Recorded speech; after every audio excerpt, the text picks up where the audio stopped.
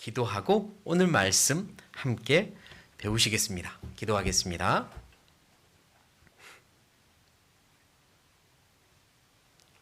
살아계신 하나님, 저희를 크고 놀라운 사랑으로 구원하시어 하나님의 자녀로 삼아주시고 저희 영원한 천국의 소망을 주셔서 감사합니다. 귀한 형제자매님들을 영원한 가족으로 주셔서 외롭지 않게 힘들지 않게 서로가 서로에게 힘과 위로가 되며 기도하며 붙잡아주며 살 수 있게 해주신 것을 감사합니다. 올 한 해도 우리에게 주셔서 감사합니다. 주님께서 온전히 한 해를 다 허락해 주신다면 우리가 주님의 뜻을 이루어 드리며 주님께 기쁨을 드리는 그런 자녀로서 살기 원하오니 도와주십시오. 후회하는 생활을, 후회하는 시간을 보내지 않도록 도와주십시오. 무엇을 위해 살아야 하는지, 어떻게 살아야 되는지 분명히 하고 살도록 도와주십시오.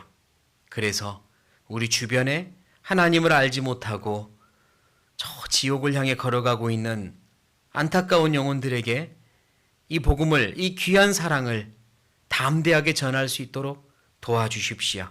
특별히 우리가 사랑하는 이들, 가족들 중에 이 사실을 알지 못하는 이들이 있다면 하나님 우리의 마음을 뜨겁게 만들어 주시고 그들의 마음을 부드럽게 만드셔서 하나님의 사랑 전하도록 도와주십시오. 오늘 이렇게 하나님의 말씀 앞에 불러주셔서 감사합니다. 우리가 어떻게 살아야 되는지 가르쳐 주시고 하나님의 말씀이 우리 마음에 심기는 시간 되게 도와주십시오. 이 자리에 함께하지 못한 이들도 어디에 있든지 그 마음과 생각을 붙잡아 주십시오. 오직 주님을 향하도록 도와주십시오. 처음부터 끝까지 하나님께 부탁드리며 예수님의 이름으로 감사하며 기도드립니다. 아멘.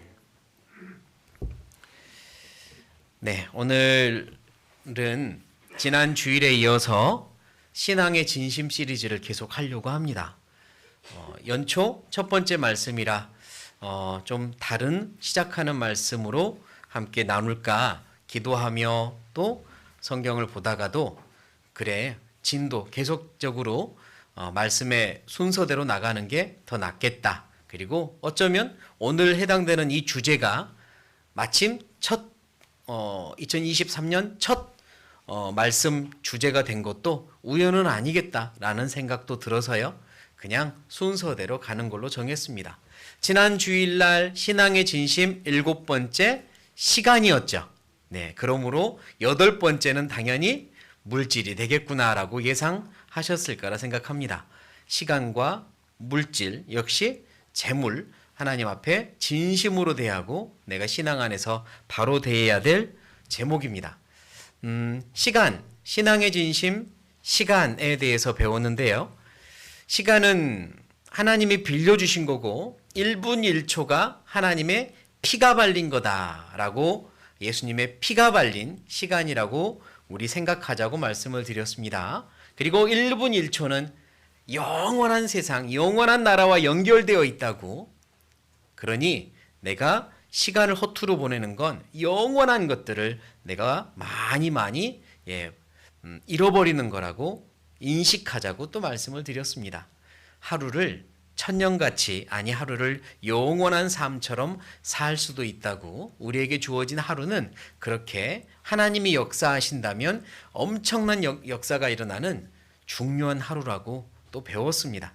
그래서 내게 주신 시간을 1분 1초라도 영원한 것을 위해 주님과 복음을 위해서 사용하는 것, 그게 신앙의 진심인 그리스도인들의 마땅한 마음 자세고 삶의 자세라고 배웠습니다. 그리고 오늘은요, 이제 재물편입니다. 하나님께서 우리에게 빌려주신 것들 중에 재물도 있죠.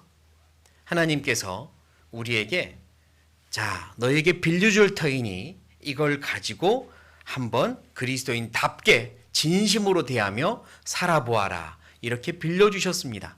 그러면 그리스도인답게 어떻게 재물을 다스리며 살 것인가? 어떻게 사는 것이 그리스도인다운 삶인가? 마땅히 배워야 할 겁니다. 그리고 시간과 마찬가지로 모든 재물도 영원한 것과 연결되어 있다는 걸 먼저 알았으면 좋겠어요. 시간과 마찬가지로 모든 정말 단 1푼도 예수님의 피가 발려 있다는 걸 알았으면 좋겠습니다. 거기서 시작을 했으면 좋겠어요. 어떤 아이가 아버지께 용돈을 받았는데 용돈을 매일매일 예를 들면 필요할 때마다 타서 쓰는데 이 아버지는 아주 힘든 어떤 공사장에서 일을 하고 있습니다. 한겨울에도 손이 부르트도록 동상에 걸리고 살이 이렇게 터지도록 그렇게 맨손으로 일을 하고 있는 아버지가 있어요. 그리고 매일매일 일당으로 현금을 받는다고 해보죠. 이 아들이 아버지 나 돈 필요해요. 용돈 주세요. 그래서 아버지가 호주머니에서 빼서 지폐를 세 가지고 돈을 주는데 글쎄 이 받은 돈에 방금도 아버지의 손에 부르트고 찢어진 채로 지폐를 만졌기 때문에 아버지의 피가 발려 있는 겁니다. 만약에 아들이 피 발린 아버지의 주신 용돈을 받았을 때 정말 철이 있는 아들이라면 아버지의 피가 발려 있는 이 용돈을 정말 흥청망청 마음껏 쓰지는 못할 겁니다. 내게 있는 모든 것들은 예수님의 피가 발려 있다. 예수님이 나를 위해 모든 걸 사셨고 그리고 의를 위해 살라고 의의 제물로 바꾸어서 내게 주셨다. 내게 빌려주신 거다라는 걸 마음에 인식했으면 좋겠습니다. 어느 날 기차를 탔는데요. 보통 기차를 최근에 타보신 분들 있으시겠지만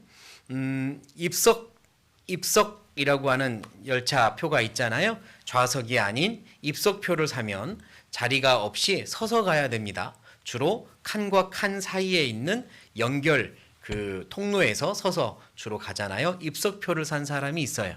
그런데 이 사람이 이제 오랫동안 서서 가야 되는데 마침 여기저기 군데군데 자리가 많아서 그냥 빈자리에 일단 앉아서 가자 하고 앉아 있었는가 봐요. 빈자리에 앉아서 갔는데 제가 기차를 탄 겁니다. 그리고 제 자리 번호를 찾아갔더니 어떤 사람이 앉아 있는 거죠. 그래서 죄송합니다. 제 자리인 것 같아요. 라고 표 번호를 보여줬더니 글쎄 이분이 내가 먼저 왔으니까 이 자리에 앉으려면 돈 내놓으라고 그럽니다. 예를 들겠습니다. 그러진 않았는데 그러면 어떻게 해요? 이 사람은 입석표였거든요. 입석표인데 그 자리에 앉아 있었어요. 그리고 당당한 권리를 가진 제가 제 자리입니다라고 보여줬는데도 내가 먼저 왔어요. 이 자리에 앉으려면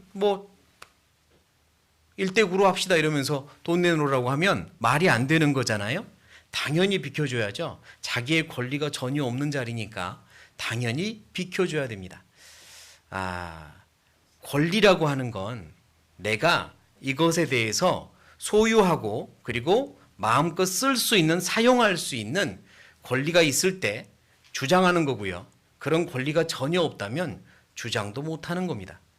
주권이라는 말은 소유권과 사용권을 합해서 주권이라고 저는 이렇게 의미를 정의하고 싶은데요. 모든 주권은 하나님께 있습니다. 내 모든 삶의 주권은 하나님께 있어요. 소유권과 사용권이 하나님께 있습니다. 그러므로 사용하려면 허락받고 사용하는 게 마땅한 거죠. 마가복음 11장을 찾겠습니다. 마가복음 11장.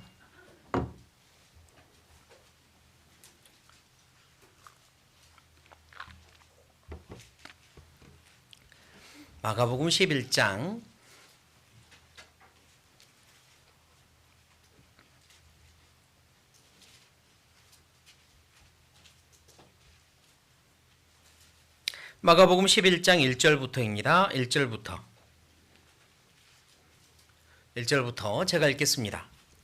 저희가 예루살렘에 가까이 와서 감람산 벳바게와 베다니에 이르렀을 때에 예수께서 제자 중 둘을 보내시며 이르시되 너희 맞은편 마을로 가라. 그리로 들어가면 곧 아직 아무 사람도 타보지 않은 나귀 새끼에 매여 있는 것을 보리니 풀어 끌고 오너라. 만일 누가 너희에게 왜 이리 하느냐 묻거든 같이 읽겠습니다. 주가 쓰시겠다 하라. 그리하면 즉시 이리로 보내리라 하시니 제자들이 가서 본즉 나귀 새끼가 문 앞 거리에 매여 있는지라. 그것을 푸니 거기 섰는 사람 중 어떤 이들이 가로되 나귀 새끼를 풀어 무엇하려느냐 하매 제자들이 예수의 이르신 대로 말한데 이에 허락하는지라. 나귀 새끼를 예수께로 끌고 와서 자기들의 겉옷을 그 위에 걸쳐두매 예수께서 타시니 많은 사람은 자기 겉옷과 다른 이들은 밭에서 벤 나뭇가지를 길에 펴며 앞에서 가고 뒤에서 따르는 자들이 소리 지르되 호산나 찬송하리로다. 주의 이름으로 오시는 이여 찬송하리로다. 오는 우리 조상 다윗의 나라여 가장 높은 곳에서 호산나 하더라. 네, 예수님이 예루살렘에 입성하시는 장면입니다. 그 전에도 여러 차례 예루살렘을 왔다 갔다 하셨지만 이번에는 마지막으로 예루살렘을 향해 들어가시는 거고요. 이제부터는 이제 십자가의 죽음이 본격적으로 기다리고 있는 거죠. 예수님께서 이 예루살렘에 들어가실 때 많은 사람들은 호산나 호산나 찬송하리로다 외치며 환영을 합니다. 만왕의 왕으로 환영하는 많은 사람들이 있었습니다. 예수님은 왕으로 예루살렘에 들어가세요. 그러나 예수님이 타고 가셨던 건 초라한 나귀 한 마리였습니다. 금마차 꽃마차가 아니라 나귀 한 마리를 타고 가세요. 만왕의 왕이신 하나님이 가장 초라한 모습으로 예루살렘에 들어가십니다. 우리가 보통 만왕의 왕, 만주의 주라는 표현을 성경에서 보고 또 그렇게 이야기를 하는데 만왕의 왕이라는 의미가 뭘까? 모든 왕들보다 더 뛰어난 왕이다 이런 의미일까? 조금 더 깊게 생각해 보면 그보다 더 다른 의미를 가지고 있다고 생각을 합니다. 마치 여왕개미 100마리를 모아왔어요. 개미 나라에 여왕들 100마리를 모아왔습니다. 여왕개미 한 마리 잡는 것도 어려운데 100마리를 모아왔어요. 여왕개미 100마리를 여기다 놓고 한 나라의 왕을 여기다 놓고 누가 더 귀하냐 라고 물어보면 질문 자체가 말이 안 되는 겁니다. 여왕개미 100마리가 있은들 한 나라의 왕과는 비교할 수 없는 대상이죠. 여왕개미들, 이 여왕개미들의 왕이다. 이렇게 이 사람인 왕을 말할 수 없는 거잖아요.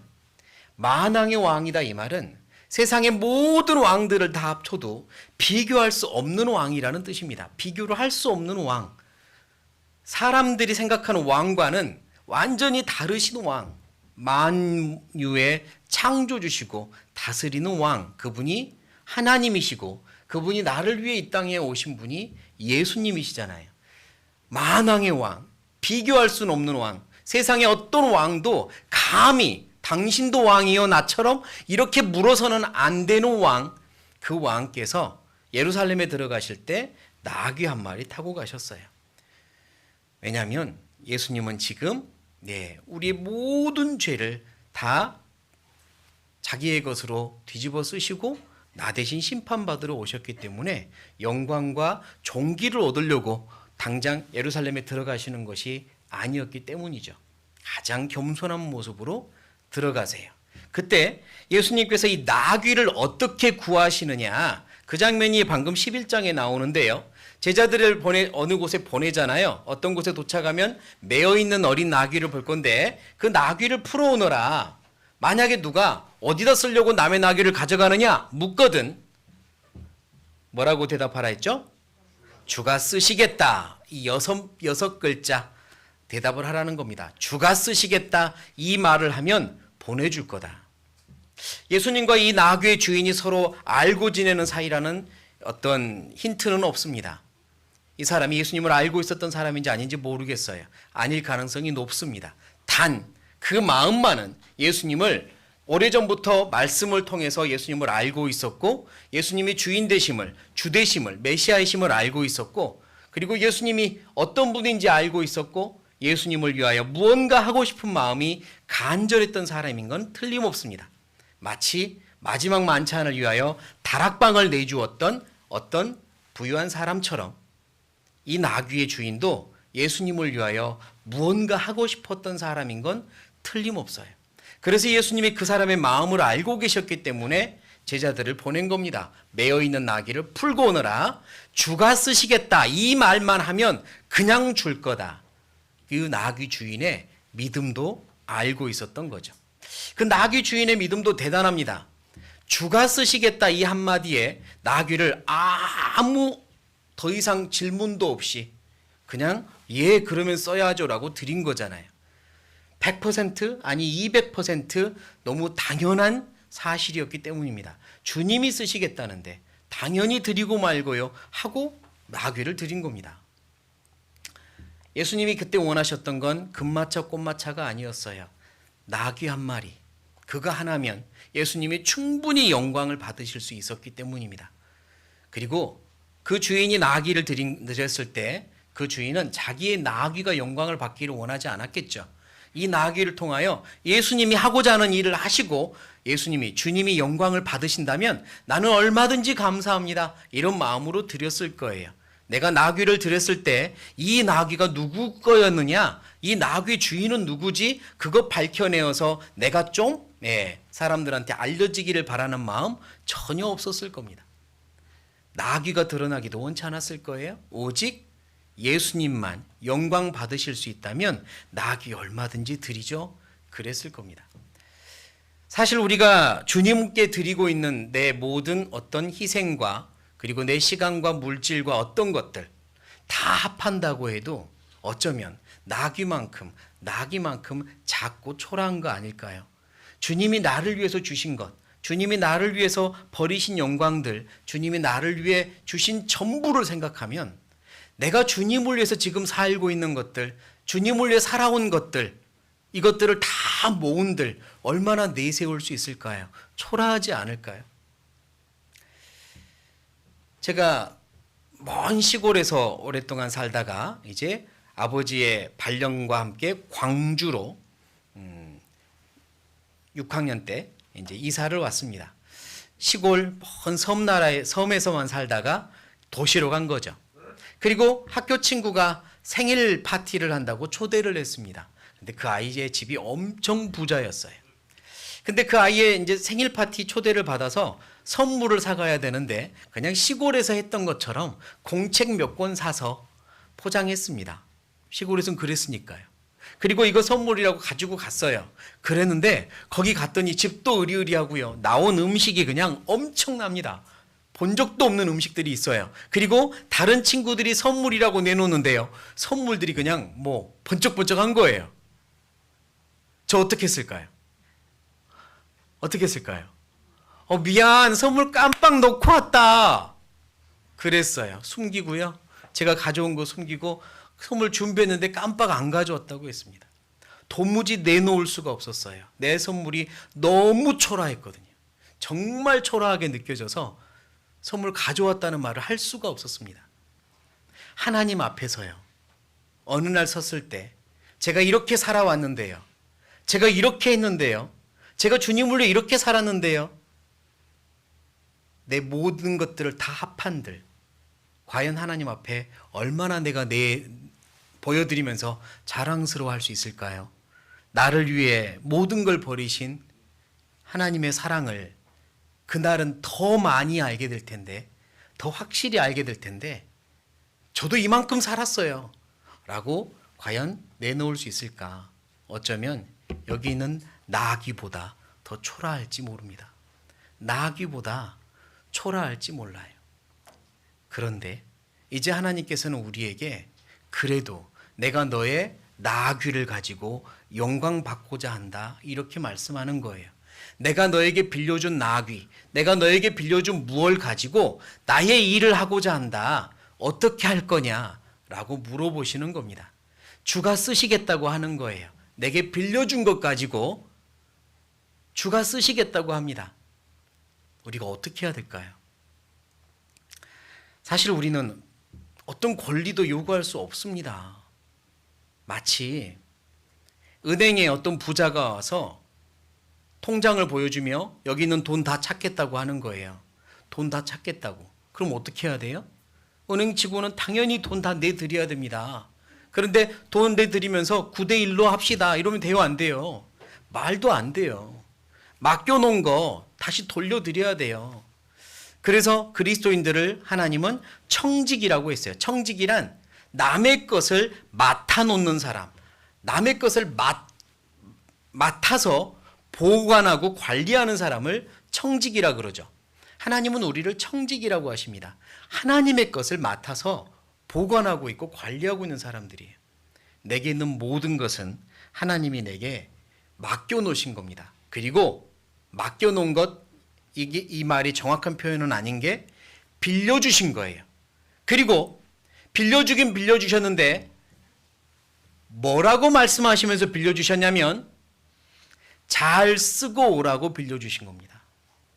빌려주긴 빌려주셨는데 잘 보관해라, 아니 잘 불려놓아라, 그게 아니라 잘 쓰고 와라, 이렇게 빌려주신 겁니다. 그게 재물의 의미입니다. 잘 쓰고 오라고 주신 거예요. 우리에게 시간을 주신 것도 마찬가지죠. 잘 쓰고 오라고 주신 거거든요. 어느 누구도 시간을 더 불려서 벌 수도 없고요. 시간을 멈추게 할 수 없죠. 재물은 하나님이 내게 잘 쓰고 오라고 주신 겁니다. 그래서 그리스도인이 재물을 어떻게 보아야 하냐면 재물은 이제 내가 잘 써야 되는 존재이고 대상이고 다스려야 되는 대상입니다. 하나님의 종은, 하나님의 청지기는 재물을 섬기는 자가 되어서는 안 됩니다. 하나님의 종은 재물을 다스리는 자가 되어야 됩니다. 그게 하나님의 청지기고 재물을 대하는 올바른 자세예요. 그러니까요, 내가 주님을 위해서 살아야 되겠다고 마음을 먹었는데 아직 이 재물에 대해서 어떻게 해야 될지 제대로 뭔가 시작을 하지 않았다면, 어떻게 해야 될지 아직 마음을 정하지 않았다면 첫 발을 아직은 어쩌면 못 디딘 것이다 라고도 말할 수 있겠습니다. 그리스도인으로서 내가 주님을 위해서 살려면 내게 주신 것들 중에 재물까지도 어떻게 하면 잘 쓰고 갈까, 하나님께서 원하시는 건 무엇일까 고민해보고 답을 찾아야만 하는 겁니다. 자, 우리는 청지기라고 했습니다. 그러면 하나님께 칭찬받는 청지기의 삶은 무엇일까? 어떻게 하면 칭찬받는 청지기가 될 수 있을까? 일단 그 답을 또 성경에서 찾아보도록 하죠. 칭찬받는 청지기가 되는 비결입니다. 누가복음입니다. 누가복음 16장.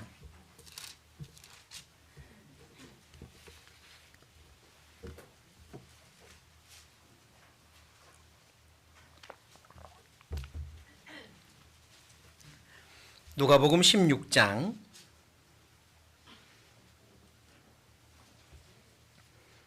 1절부터 누가복음 16장 1절부터 쭉 몇 구절 제가 읽겠습니다. 또한 제자들에게 이르시되 어떤 부자에게 누가 있는데? 청지기가 있는데 그가 주인의 소유를 허비한다는 말이 그 주인에게 들린지라. 주인이 저를 불러 가로되 내가 네게 대하여 들은 이 말이 어찌미뇨? 네 보던 일을 세마라. 청지기 사물을 계속하지 못하리라 하니 청지기가 속으로 이르되 주인이 내 직분을 빼앗으니 내가 무엇을 할꼬? 땅을 파자니 힘이 없고 빌어먹자니 부끄럽구나. 내가 할 일을 알았도다. 이렇게 하면 직분을 빼앗긴 후에 저희가 나를 자기 집으로 영접하리라 하고 주인에게 빚진 자를 낱낱이 불러다가 먼저 온 자에게 이르되 네가 내 주인에게 얼마나 졌느뇨? 말하되 기름 100마리니라. 가로되 여기 내 증서를 가지고 빨리 앉아 50이라 쓰라 하고 또 다른 이에게 이르되 너는 얼마나 졌느뇨? 가로되 밀 100석이니이다. 이르되 여기 네 증서를 가지고 80이라 쓰라 하였는지라. 주인이 이 옳지 않은 청지기가 이 일을 어떻게 했대요? 지혜 있게 하였으므로 어쨌답니까? 칭찬하였으니 이 세대의 아들들이 자기 시대에 있어서는 빛의 아들들보다 더 지혜로움이니라. 여기 얼른 읽어서는 좀 상식적으로 이해가 되지 않는 주인과 청지기의 예화가 있습니다. 그런데 정확하게 알아야 될 건 이런 주인은 없을 겁니다. 세상에는 없는 거죠. 왜냐하면 이 예화는 하나님의 마음을 알려주기 위해서 예수님이 만드신 예화이기 때문에 하나님의 마음이 어떤지를 이 주인을 통해서 보여주는 겁니다. 그러니 세상의 주인들은 하나님의 마음을 갖고 있지 않으니 어떤 세상의 주인들이 이렇게 하겠어요. 이 주인의 마음은 하나님의 마음을 보여주는 겁니다. 이런 마음으로 하나님은 보고 있고 그러므로 이런 청지기가 세상에서 말고 하나님께 칭찬받는단다, 이 말씀을 하고 싶은 겁니다. 그러니 이 주인의 말과 행동은 하나님의 마음을 지금 보여주고 있는 거예요. 다시 한번 이제 이 예화를 생각을 해보면, 한 청지기가 있는데 이 청지기가 주인의 것을 맡아서 보관하는 청지기인데요, 허비하고 있습니다. 무슨 말이냐면 마치 자기 것인 양 마음껏 쓰고 있는 거예요. 주인 건데 자기 것인 양 몰래 쓰고 있는 거죠. 이걸 현대법으로는 횡령이라고 합니다. 횡령. 상대방의 신의를 배신하고 자기 것인 양 쓰는 걸 횡령이라 그러죠. 절도보다도 더 큰 죄가 때로는 횡령이거든요. 도둑질보다 더 큽니다. 왜냐하면 배신을 했기 때문에, 신뢰에 대해서 배신까지 했기 때문에 그렇죠. 근데 이 청지기가 횡령하고 있는 걸 알고 주인이 들은 거예요. 그런 소식을 듣고 불러다가 빨리 마무리해라, 너는 이제 해고다, 이렇게 통보를 한 겁니다. 그때 청지기가 큰일 났다, 나 이제 뭐하고 살지, 큰일 났네, 어떻게 먹고 살지 고민하다가 나름대로 꾀를 낸 거죠. 어떤 꾀를 냈냐면 주인한테 빚진 사람들을 일일이 불러다가요, 차용증서에 100이라고 써있는 걸 50으로, 100이라고 써있는 걸 80으로 깎아줍니다. 너 깎아줄 테니까 주인한테 이것만 갚으면 돼. 대신에 내가 너에게 한 이 은혜를 잊지 마. 이런 거죠. 내가 너에게 한 이 은혜를 잊지 마. 이 불의한 청지기는 처음에는 허비를 했죠. 횡령을 했죠. 그리고 들킨 다음에 쫓겨날 위기에 처했는데 그때라도 바로 잡는 게 아니라 한 번 더 횡령을 한 겁니다. 어떤 주인이 좋아하겠어요? 절대 좋아할 주인 없습니다. 그런데 하나님은 여기서 하나님의 마음을 보여줍니다. 이 청지기가 쫓겨날 때가 되니까 이 재물을 가지고 사람들의 마음을 사서 자기가 쫓겨난 후에도 이 사람들에게 어떻게 하면 도움을 받을 수 있는, 나중에 자기가 다시 도로 받을 수 있는 방법을 찾은 거예요. 주인의 것을 가지고 선심을 쓰면서 자기가 나중에 도로 받을 수 있는 방법을 찾은 겁니다. 그게 하나님이 보실 때는 지혜로운 거라 이 말입니다. 자, 이제 하나님의 시각으로 다시 보죠. 하나님이 내게 주신 게 있어요. 이 모든 건 하나님이 주신 겁니다. 이걸 어떻게 쓰기를 원하냐면 나중에 다시 도로 받기 위해서 쓰라고 하시는 겁니다. 영원한 곳에 갔을 때, 하나님 앞에 갔을 때, 천국에 갔을 때 다시 돌려받을 수 있는 그 일을 위하여 써라, 이렇게 주신 거예요. 아끼고 와라. 너 천국에 왔을 때 얼마나 아끼고 왔느냐 내가 볼 거야. 너 천국에 왔을 때 통장에 얼마나 쌓아놨느냐 내가 그거 볼 거야. 이렇게 말씀하신 게 아닙니다. 얼마나 잘 쓰고 천국에다가 얼마나 연결시켜서 남겨놓고 왔느냐, 그걸 보겠다고 하신 거예요. 그게 하나님이 원하시는 지혜로운 청지기의 삶입니다. 내가 너에게 준 거는 잘 쓰고 와라. 잘 쓰고 와라. 천국에서 다 돌려받을 수 있도록 쓰고 와라. 이렇게 말씀하신 거예요. 그게 지혜로운 청지기의 삶입니다. 욥기 11장을 보죠. 욥기 11장.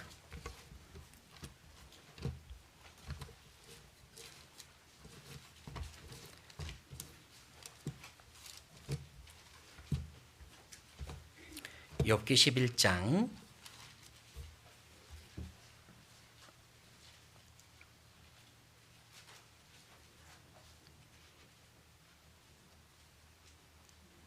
11장 11절, 욥기 11장 11절. 11장 11절 한 구절이니까 같이 읽겠습니다. 하나님은 허망한 사람을 아시나니 악한 일은 상관치 않으시는 듯하나 다 보시느니라. 하나님은 다 보신다고 했죠. 아까 읽었던 누가복음 16장 1절에 주인이 청지기가 허비한다는 말을 듣고 그랬습니다. 맞아요. 주인도 청지기가 허비한다는 걸 다 들었습니다. 하나님도 마찬가지입니다. 내가 어떻게 살고 있는지 다 보고 계시고 듣고 계세요. 어떻게 살고 있는지 다 계산하고 계십니다. 하나님 앞에 가면 드러날 것이고요. 때로는 내가 사는 이 세상에서도 즉각 계산할지도 모릅니다. 네 직분을 놓아라, 셈하라 이러시잖아요. 이제 더 이상 너에게 맡길 수가 없다 이럴 때가 올지도 모릅니다. 내게 주신 시간, 내게 주신 건강, 내게 주신 물질과 기회들까지도 네가 그런 식으로 허비해서 살면 더 이상 너에게 맡길 수가 없다. 이제 끝내자 이럴지도 모릅니다. 하나님 거니까 하나님이 마음대로 하실 수 있는 거예요. 나는 아무 권리가 없다니까요. 끝내자. 그때 얼마나 당황스럽겠습니까? 그럴지도 몰라요. 허비라고 했습니다. 허비. 무엇이 허비냐면 영원하지 않는 것을 위하여, 사라질 것을 위하여 사용하는 것, 그게 허비죠. 하나님 입장에서는 쓰긴 쓰는데 당장은 즐겁고 당장은 무언가 남는 것 같지만 영원한 것과 연결되어 있지 않고 그냥 사라져 버리는 것, 그건 허비입니다. 하나님 입장에서. 그 허비를 너무 계속해서 반복해서 하고 있으면 하나님이 더 이상 안 되겠구나. 이제 셈해라. 여기서 끝내자. 이렇게 거둬갈지도 모릅니다. 허비하시면 안 되죠. 그러니까 하나님이 나한테 계산해보자. 이렇게 하시기 전에 스스로 계산 좀 해봐야 돼요. 내가 지금까지 어떻게 살아왔나? 내게 주신 시간과 물질과 기회들을 어떻게 사용하며 살아왔나? 영원한 것과 연결되어 있는 건 얼마나 되나? 하나님의 나라에 얼마나 쌓아놓았나 계산해 보셔야 됩니다. 그리고 내가 허비하며 살았다면 이제는 하나님 안에서 허비하지 않고 살아야겠다라는 결심도 해야 됩니다. 다시 누가복음 16장을 찾죠. 누가복음 16장.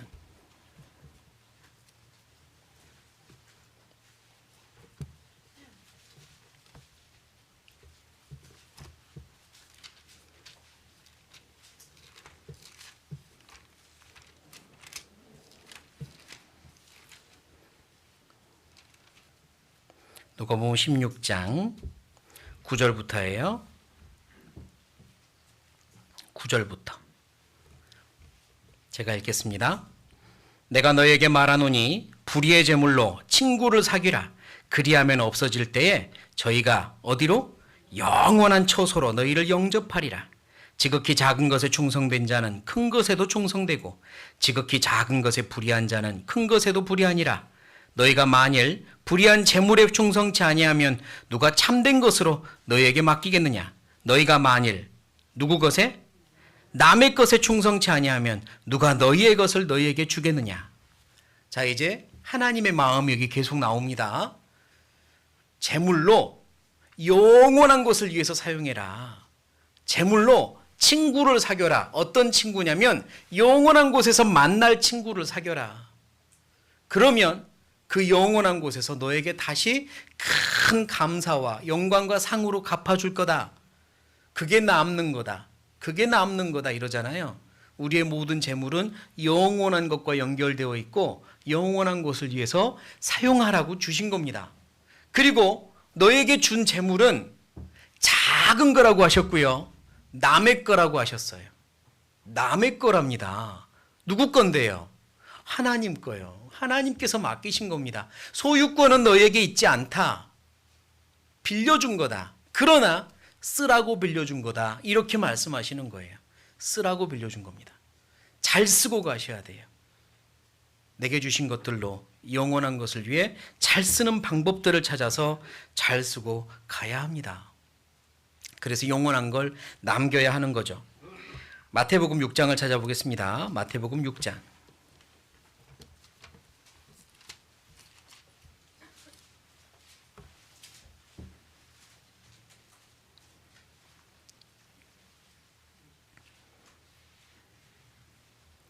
마태복음 6장 19절. 마태복음 6장 19절 20절. 제가 읽겠습니다. 너희를 위하여 보물을 어디에? 땅에 쌓아두지 말라. 거기는 좀과 동록이 해하며 도적이 구멍을 뚫고 도적질하느니라. 오직 너희를 위하여 보물을 어디에? 하늘에 쌓아두라. 거기는 좀이나 동록이 해하지 못하며 도적이 구멍을 뚫지도 못하고 도적질도 못하느니라. 네 보물 있는 그곳에는 네 마음도 있느니라. 우리는 하늘에 쌓아두는 삶을 살아야 됩니다. 잘 쓰고 하늘에 남기는 거죠. 이걸 잘 불려서 땅에 남기는 게 아니라 하늘에 남기는 거예요. 그게 재물을 사용하는 방법입니다. 어린 우리 유치부 우리 아이들이 저 밖에서 어느 날 주일 오후에 소꿉놀이를 하고 있었어요. 자기들끼리 막 의사놀이, 병원놀이, 식당놀이 막 이런 거 하잖아요.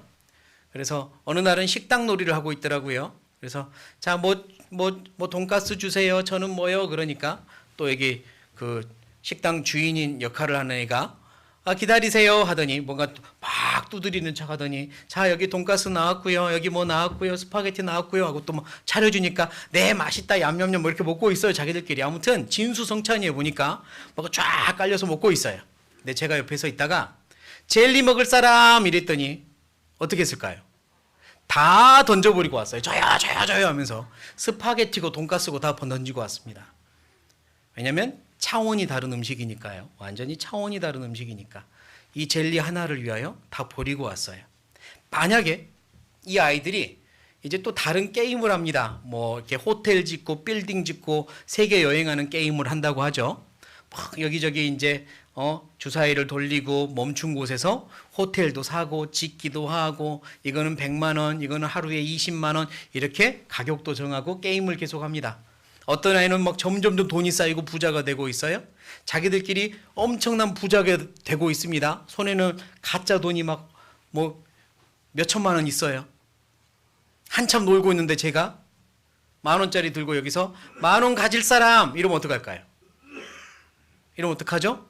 다 버리고 옵니다. 몇천만 원 버리고 와요. 이 10,000원 받으려고. 왜냐하면 차원이 다른 돈이니까요. 차원이 다른 돈이니까요. 그들이 여기서 수억을 벌어놨다고 해도 제가 보여준 10,000원 하나를 위해서 다 버리고 올 수 있습니다. 차원이 다른 거니까. 하늘에 쌓아두는 보물이 그런 겁니다. 이 땅에서 아무리 쌓아두어도 하늘에 아무것도 가져갈 수 없고요. 하늘에서는 또 다른 차원이 다른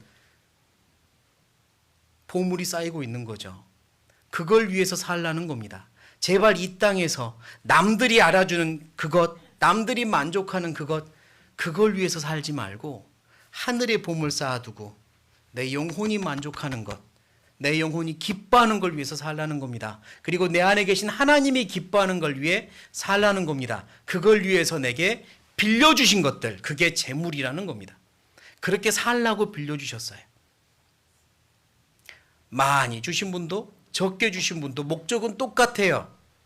하늘에 쌓아두는 그 도구로 사용하라고 주신 겁니다.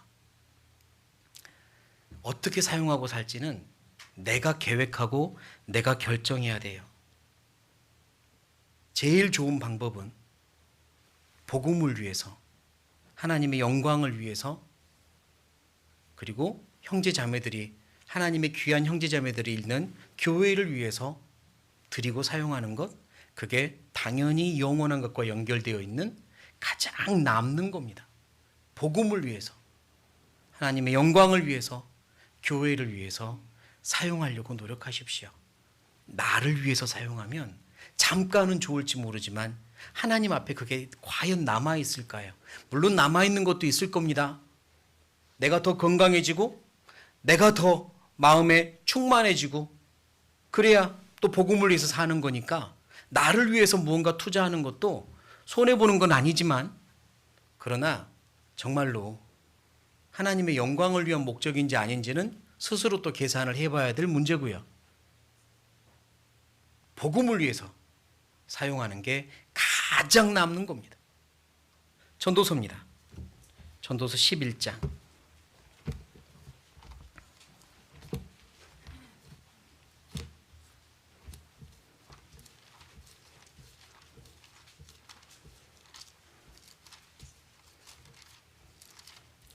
전도서 11장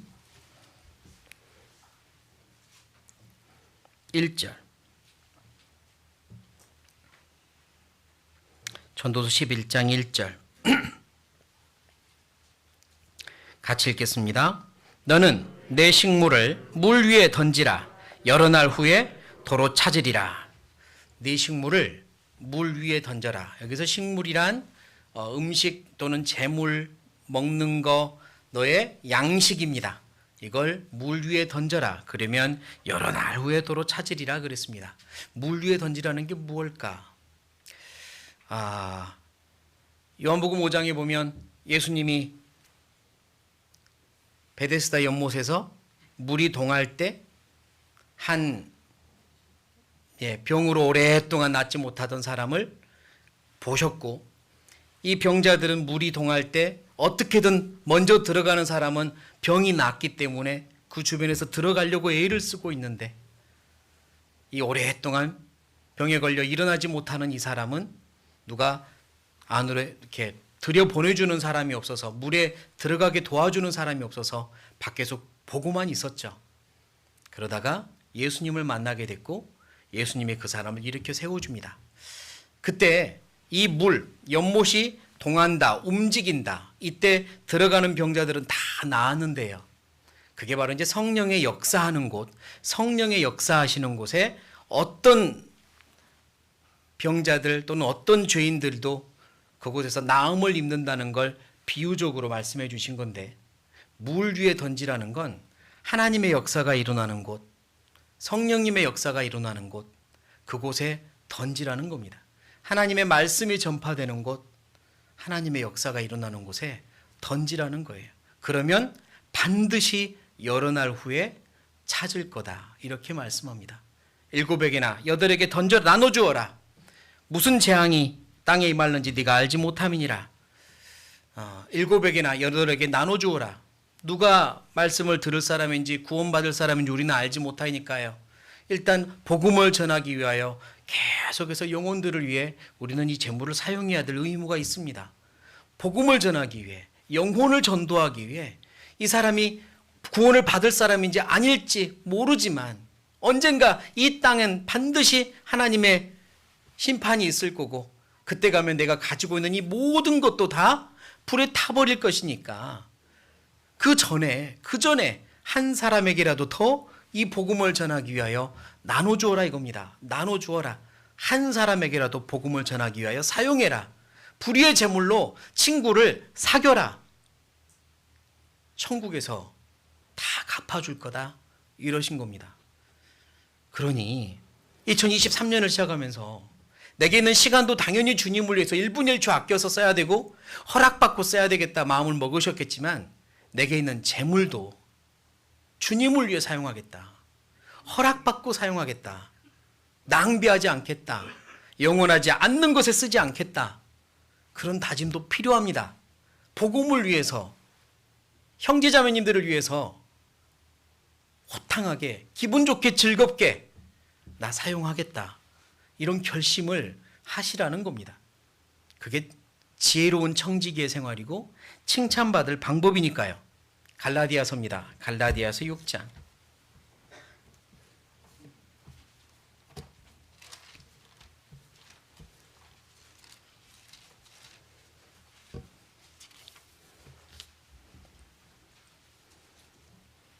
갈라디아서 6장 8절. 갈라디아서 6장 8절. 같이 읽겠습니다. 자기의 육체를 위하여 심는 자는 육체로부터 썩어진 것을 거두고 성령을 위하여 심는 자는 성령으로부터 영생을 거두리라. 육체를 위하여 심으면, 땅의 것을 위하여 심으면 땅에서부터 결국은 사라질 것, 그거 다시 얻는 거고요. 영혼을 위해서 심으면, 영원한 것을 위해 심으면 영원한 것으로 갚아주시고 영원한 열매가 맺는 겁니다.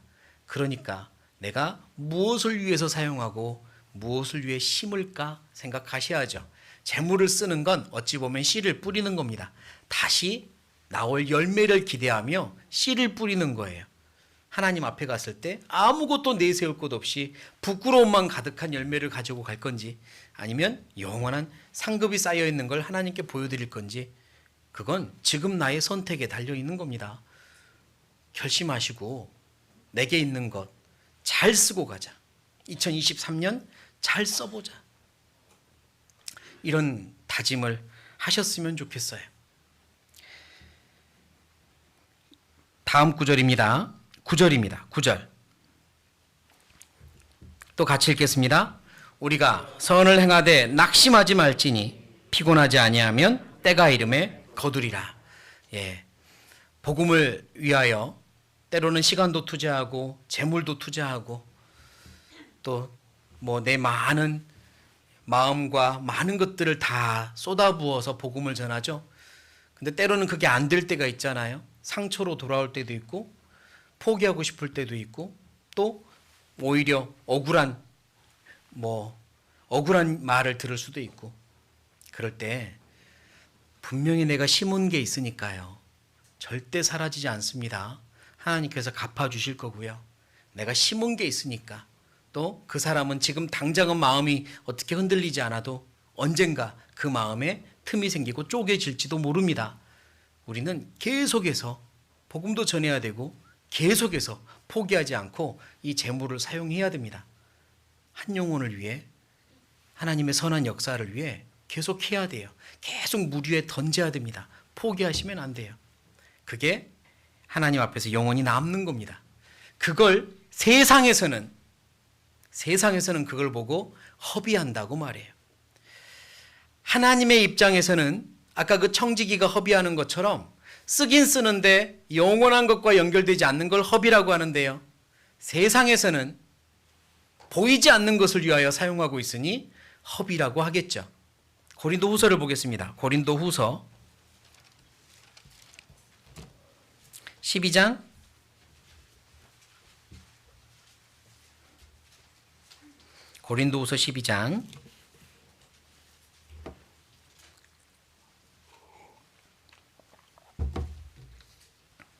15절.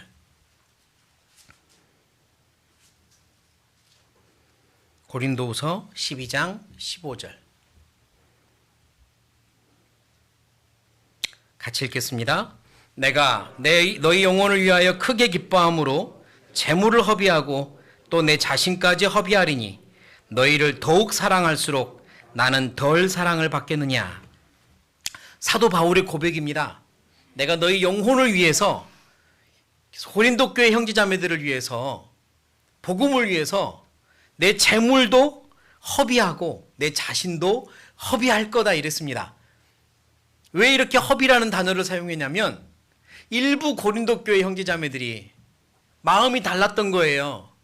구원을 받았는지 받지 않았는지 뭐 확인할 길은 없지만 사도 바울이 그걸 보며 허비한다, 쓸데없는 짓 한다 이렇게 비난하는 사람들도 많이 있었던 것 같아요. 그러니까 당신들 표현으로 내가 재물도 허비하고 내 자신도 허비하지만 사실 사도 바울은 그걸 허비라고 생각하지 않은 거죠. 이거 절대 허비 아니다. 허비 아니다. 지금 당장은 일어나는 성과가 없어도 나는 허비 아니라고 믿는다. 내가 너희를 사랑할수록 나는 덜 사랑을 받겠느냐?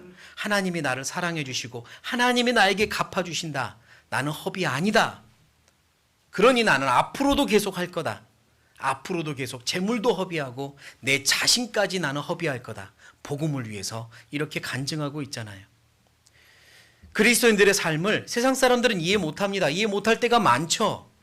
하나님의 관점으로 살아가는 사람을 세상 사람들이 어떻게 이해합니까? 왜 그렇게 쓸데없는 데다가 시간과 물질을 낭비해? 이러는 사람들 얼마나 많겠어요. 더 중요한 것을 위해서 살아야지. 그게 뭐야?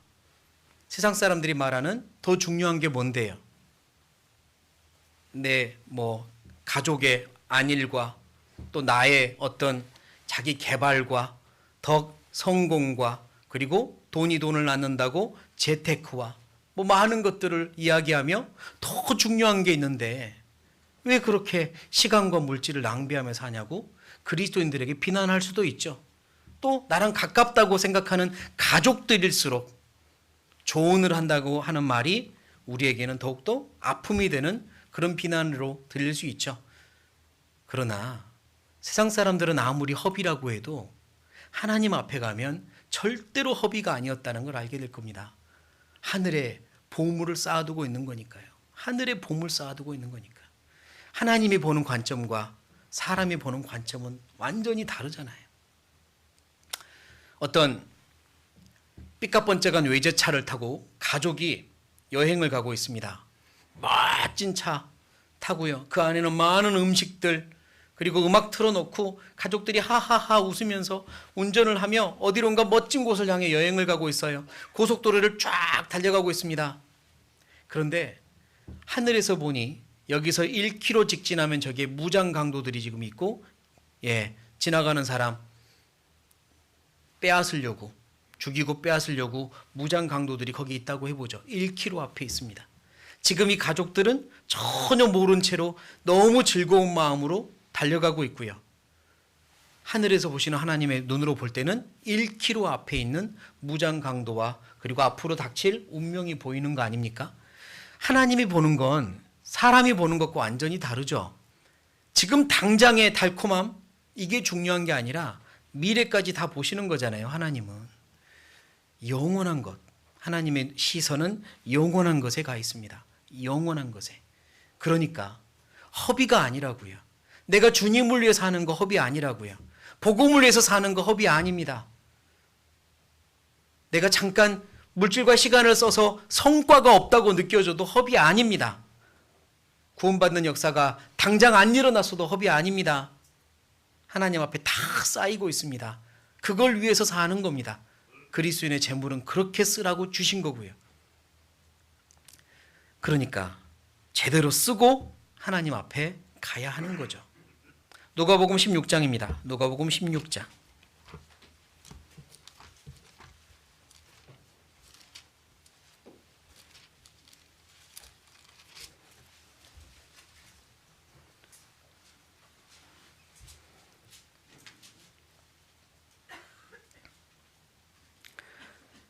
누가복음 16장 12절부터입니다. 12절부터 제가 읽겠습니다.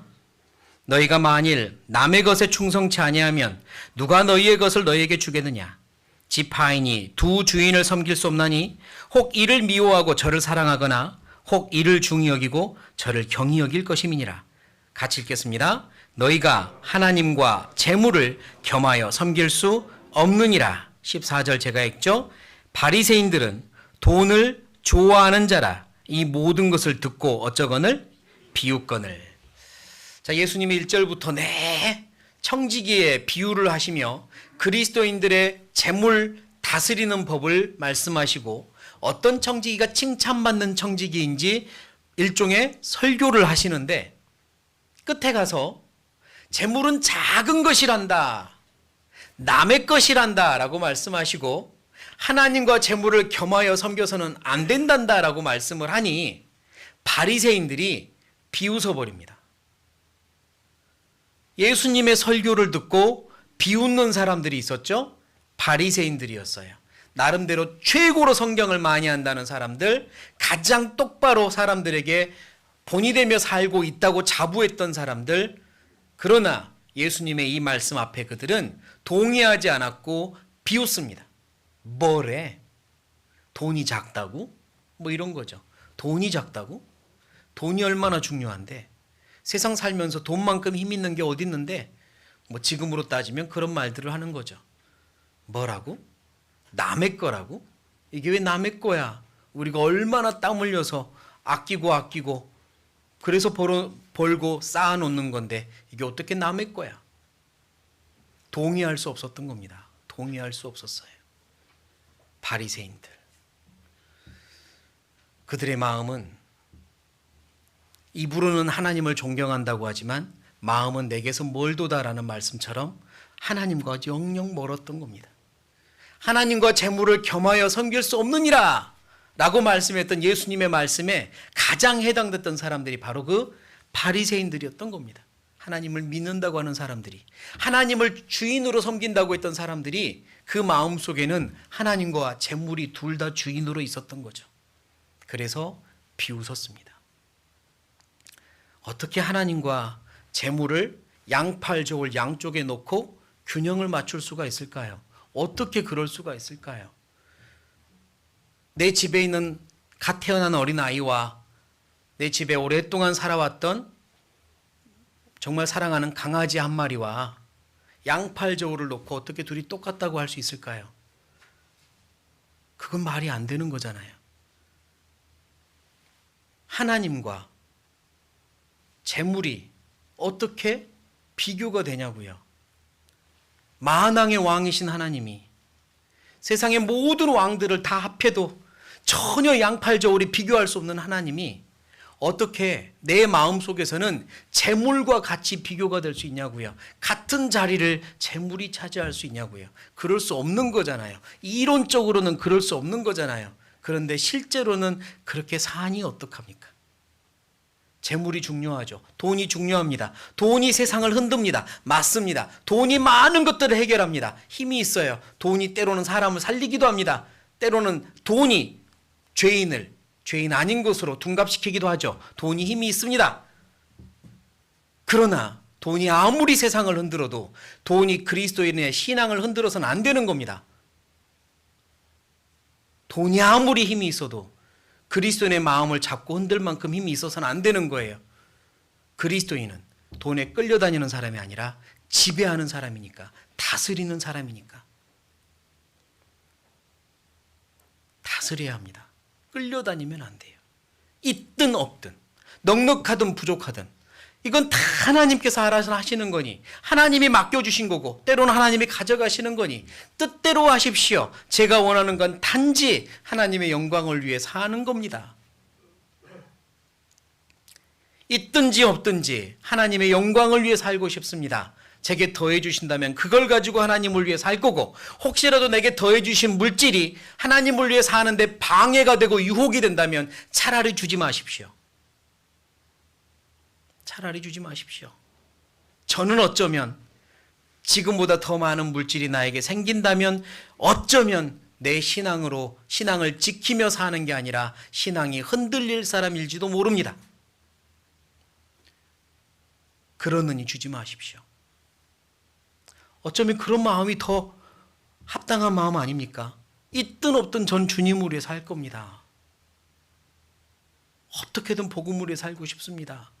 내게 있는 것 가지고 최선을 다해서 주님을 위해 살 겁니다. 나에게 단 2랩돈만 있어도, 2랩돈이면 지금으로 1,000원이거든요.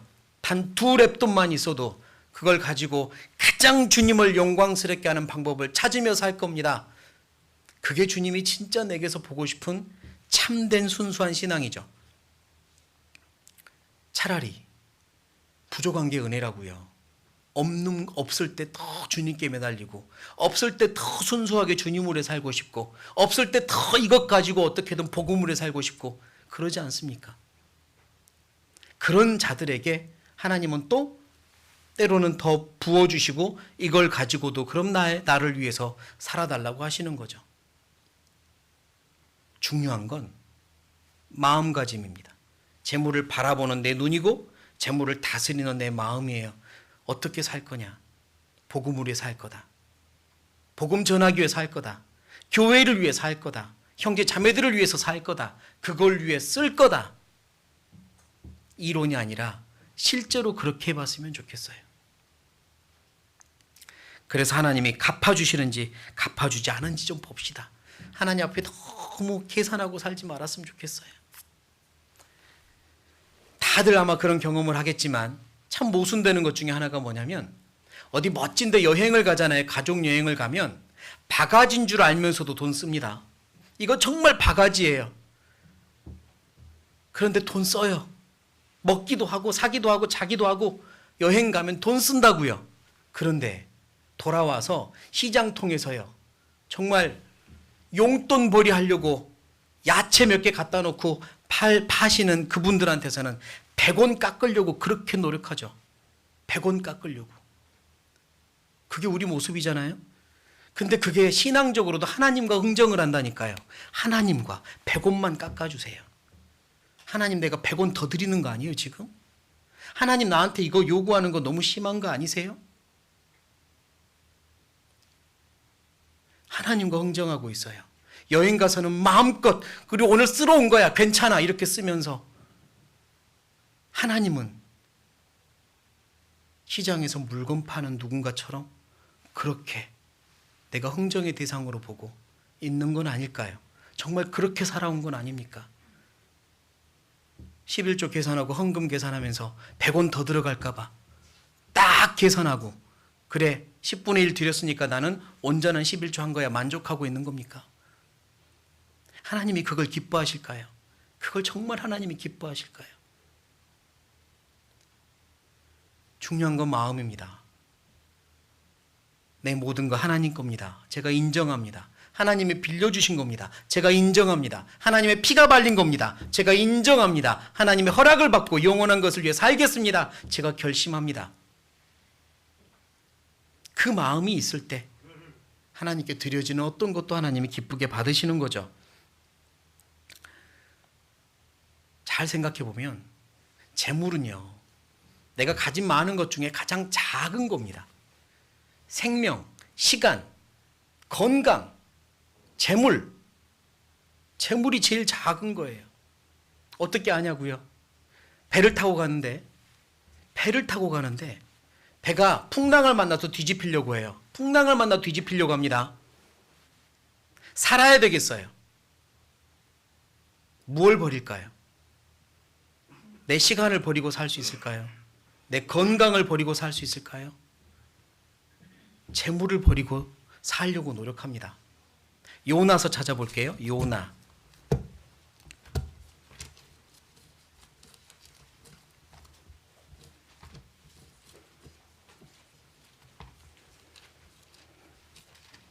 요나 1장 1287페이지, 구약 1287페이지.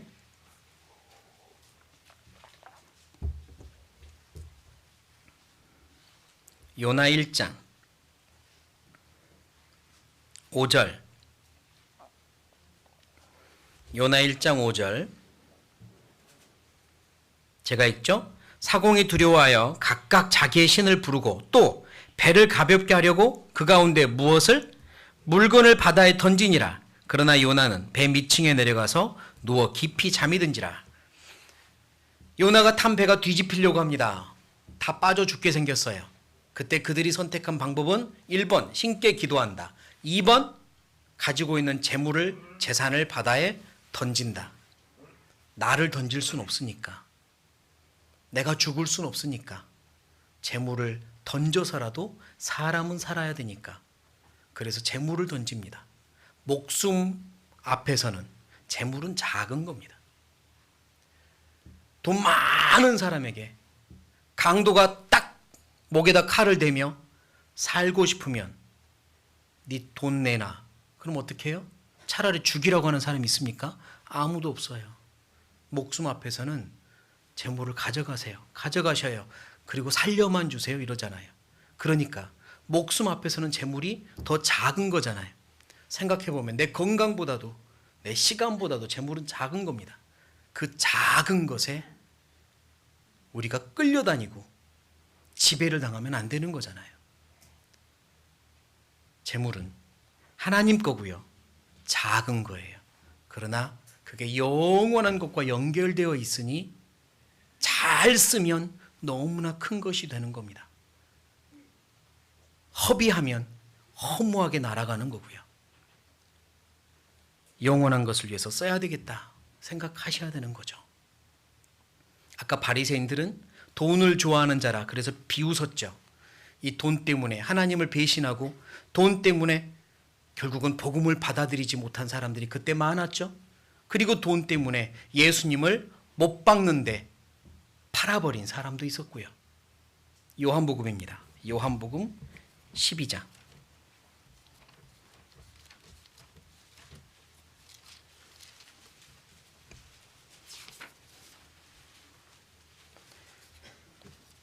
요한복음 12장.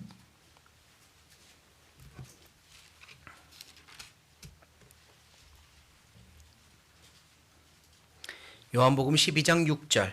12장 6절. 6절 같이 읽겠습니다. 이렇게 말함은 가난한 자들을 생각함이 아니요 저는 도적이라 돈꾀를 맞고 거기 넣는 것을 훔쳐가미러라. 누굴까요? 가룟 유다. 예수님을 팔아넘겼던 가룟 유다가 이런 사람이었다고 성경이 밝혀버렸어요. 이 성경이 이렇게 말씀하지 않았다면 가룟 유다가 어떤 사람인지 우리 몰랐는데 그냥 충동적으로 예수님한테 섭섭한 일이 있어서 팔아넘긴 줄 알았는데 그게 아니었습니다. 이미 오랫동안 배신을 해왔던 거예요. 돈꾀를 맡은 사람이라. 그런데 그걸 조금씩 빼서 자기 것인 양 사용했죠. 불의한 청직이 횡령을 하고 있었습니다. 그때 예수님을 배신할 준비는 이미 돼 있었던 거예요. 예수님이 아니라 돈이 그의 마음을 눈을 다 가려버렸던 겁니다. 저는 도적이라. 하나님의 그를 향한 직접적인 표현이에요. 도적이었습니다. 도둑질을 했어요. 혹시라도 내가 길을 걸어가는데 뒤에서요 도둑이야 소리가 들립니다. 누가 막 외치는 거예요. 도둑이야. 나도 모르게 뒤를 돌아봤죠. 그리고 누가 뛰어가는 도망가는 사람 있나? 찾아보는데 아무도 없어요. 도망가는 사람. 그런데 도둑이야 소리가 들렸는데요. 경찰이 뛰어오더니 나를 딱 잡고 넘어뜨립니다. 그리고 이 도둑놈 잡았다 이래요. 기분 어때요? 섬찟하겠죠. 섬찟할 겁니다. 내가 아무 일도 하지 않았는데 경찰이 와서 나를 넘어뜨리고 수갑을 채우려고 하면서 이 도둑놈 잡았다 그러면 얼마나 섬찟할까요? 아무 생각도 못했는데 이런 일을 당하면 너무 억울하기도 하고 두렵고 공포스러울 겁니다. 만약 하나님이 나한테 도둑이야 나한테 그러신다면 더 공포스럽겠죠. 하나님은 이유 없이 그럴 리가 없으니까. 경찰이야 오해와 착각으로 그럴 수 있지만 하나님이 나한테 도둑이야 그러면 진짜 공포스러운 거 아닙니까? 말라기 찾아보겠습니다. 말라기 3장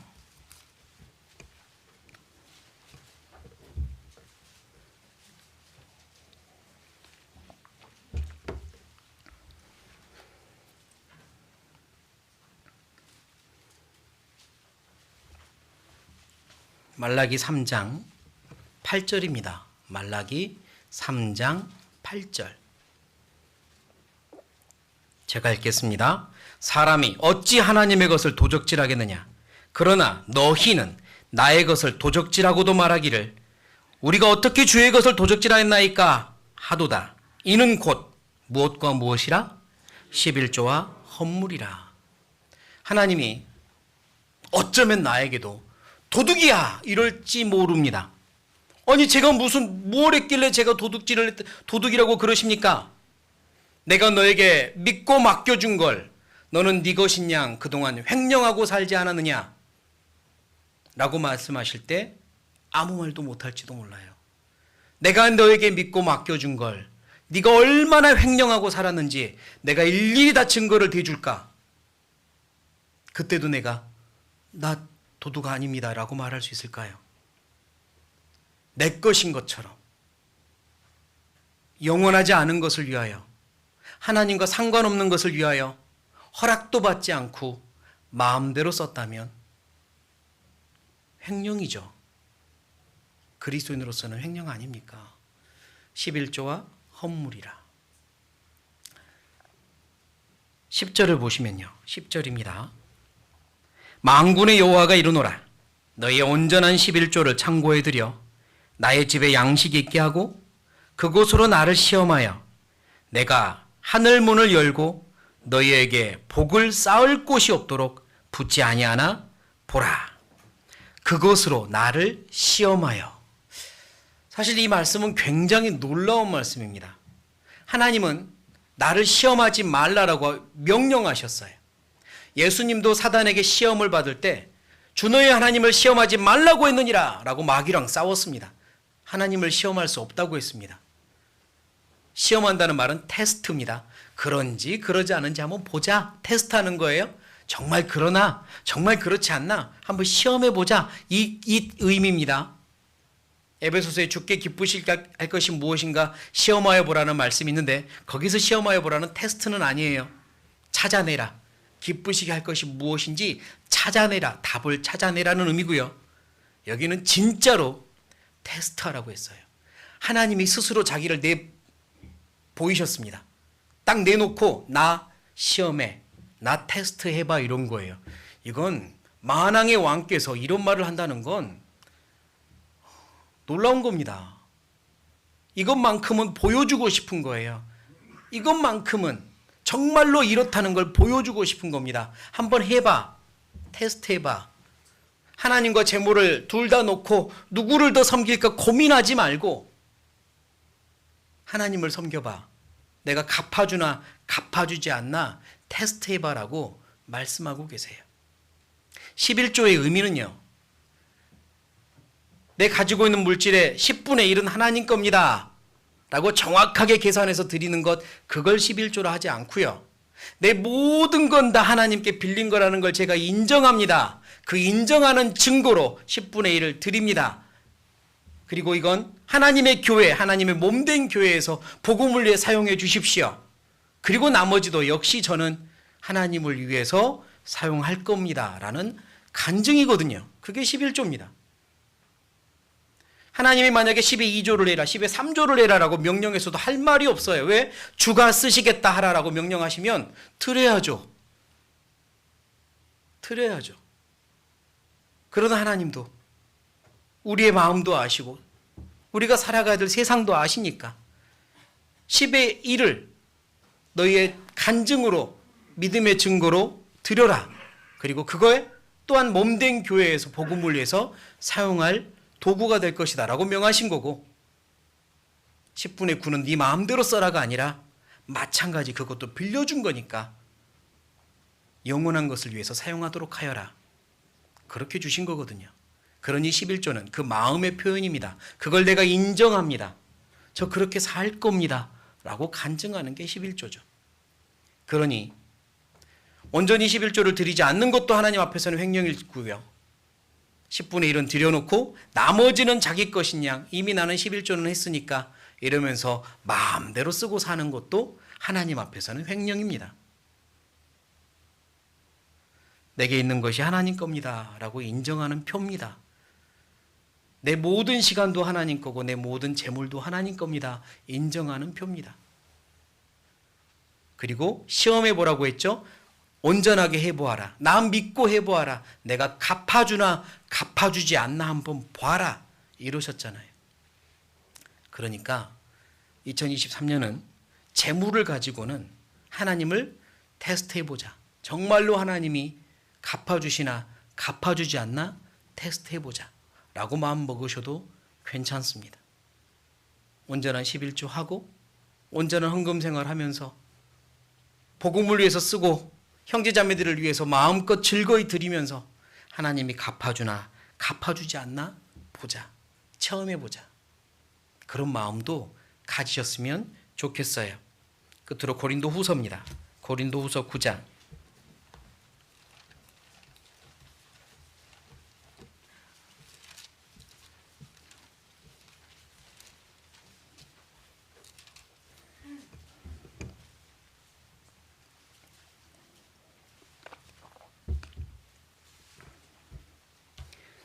고린도후서 9장 7절 8절. 먼저 7절 같이 읽겠습니다. 각각 그 마음에 정한 대로 할 것이요 인색함으로나 억지로 하지 말지니 하나님은 즐겨내는 자를 사랑하시느니라. 인색함으로나 억지로 하지 말고 즐겨, 이 말은 즐거운 마음으로입니다. 즐거운 마음으로 하는 자를 사랑하시느니라. 감사한 마음으로 즐거운 마음으로 하십시오. 그리고 주님이 어떻게 갚아주시는가 보십시오.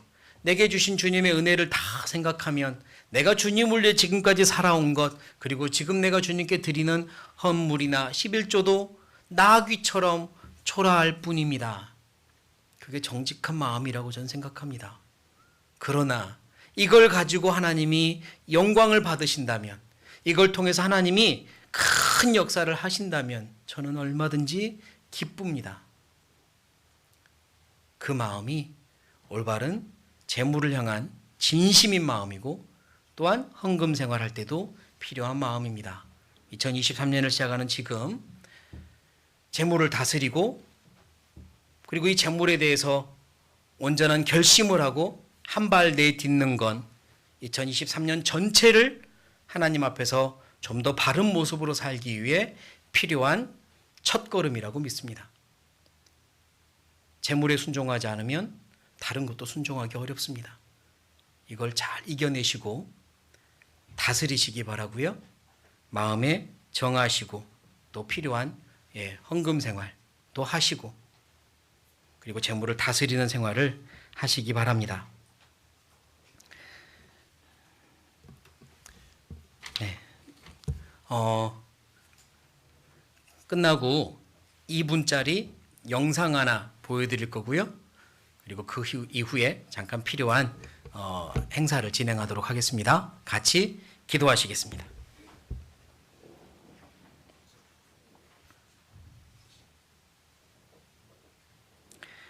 살아계신 하나님, 저희를 놀라운 사랑으로 구원하시고 하나님의 자녀로 삼아주셔서 감사합니다. 저 영원한 천국의 소망을 주시고 또 영원한 가족들을 주셔서 감사합니다.